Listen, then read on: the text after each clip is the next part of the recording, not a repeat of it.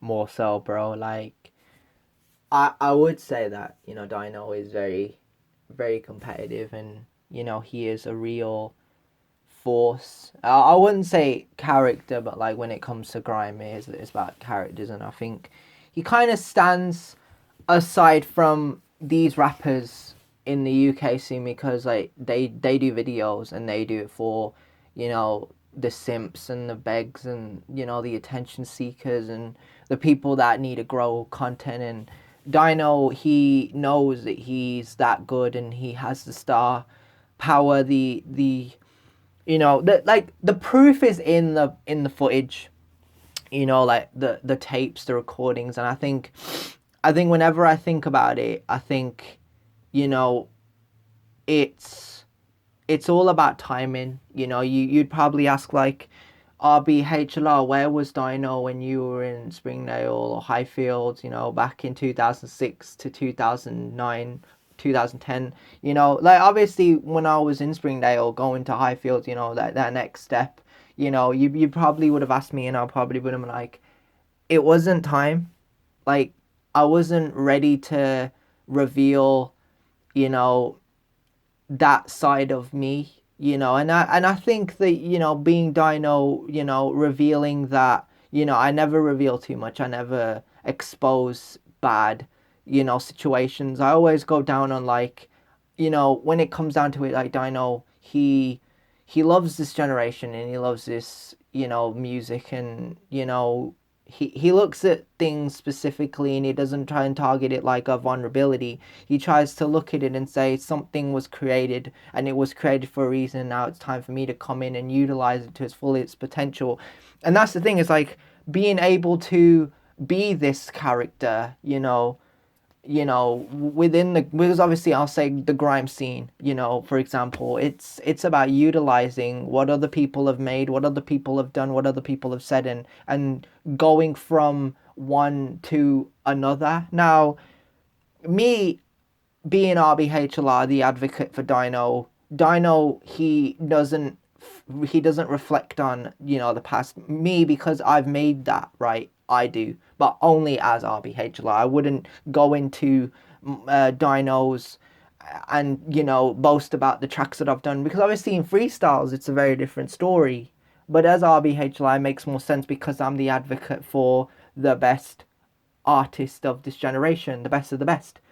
And that's why recently I've tried to drop, a best of the best edition, because, when it comes down to it, like not that many people will call themselves elite or top tier or a king or the best of the best. You know what I mean? Like I was gonna say something else, but no, they don't call themselves the best of the best. They they basically do what other people do, and I use that as a term, watching what others do. But Dino, he doesn't do what others do, and that's the term I see, because it's like when I watch YouTube videos and I see some of my suggestions or people post them and share them and they're like, watch this, and I'm like, it's basically other people, the light versions of other people. And it's like it's already been said, it's already been done. It's like this version, this side of grime has never been explored, because back in the day everybody was trying to make music and they were just crowding each other. That's why when you go on grime now, you type it into your search box, you will get very less, ciphers, less videos of like the older times, the like back in the day, from back in the day. Like I sound old saying that, but like you type in JDZ Media B-Day set, like the events that they would host, and they'd have man, in one room, they'd have different cameramen, different grime beats, exclusives, some that were deleted over the years. A lot of artists and producers put the work in, and I'm not saying that they haven't. I'm not saying that the crews and the teams that they had, the youngers that were involved in those groups, I'm not saying that they didn't do that. I'm saying like they did their own thing. And it's obviously time for Dino to come in and do his thing. I can't have another person's influence rub off on me, because again, Dino's influence is his own. Dino's main motivation for grime has to be, he knows, there is only one artist in this generation that can kill it like this. And I've said this in the past, 2016, I wanted to do Hood's Hottest. I wanted to show the world again. I wasn't ready for it. Now, going into 2017, a whole year, I felt I was kind of off because I felt sick. I was dealing with a lot of shit, in my personal life, and I wasn't really doing much. So, and then obviously December happened and I got excluded from a place that I enjoyed going. And then, going into 2018, I had this idea of like, oh, my friend, he spoke to me and he was like, yo, how'd you feel about doing this? And I looked at him and we spoke and we went back and forth on it. And I thought, you know what, fuck it, I'm just going to do it. And it paid off because if you think, if I hadn't had that conversation, these bangers would not have been made. They would not be possible. And they happen not just because of that conversation.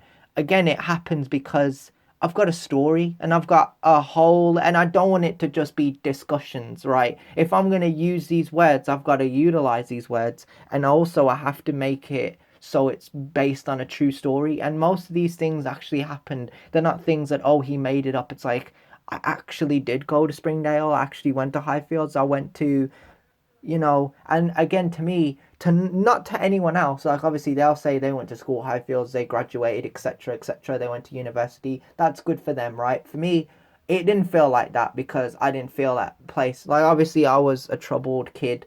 Obviously that's why I'm a grime kid, and I've spoken about this in one of my rap freestyles. I got anger management problems, and I've tried to circle that. I wouldn't repeat myself, if I feel like I need to, then I will.